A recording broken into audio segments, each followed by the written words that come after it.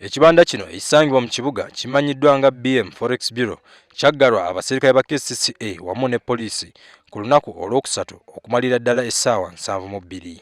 Bo kye bagamba nti kyabaviirako okufiirizibwa ensimbi eziwera obukadde 3. Kaakano bano bagamba bagenda mu mbuga z'amateeka okwekubira enduulu balabe nga KCCA esasula ensimbi zino bano ze baafiirwa. Omu ku bakulira ekibanda kino Mpagi Bintu Bizibu agamba nti KCCA yatwalira amateeka mu ngalo ng'eggalawo ekibanda kino.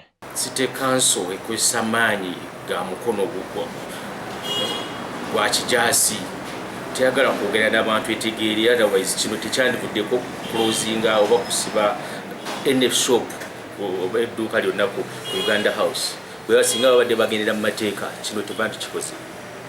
Kuyogera n'abantu n'obuuza oba mwagala painting kusiiga langi bantu tugambye n'otusiiga langi ne bw'ojja n'okwata ekkufulu ekiro n'osiba amaduuka gonna n'okwatiramu ne banks ne Forex Bureau kiba kimenya amateeka.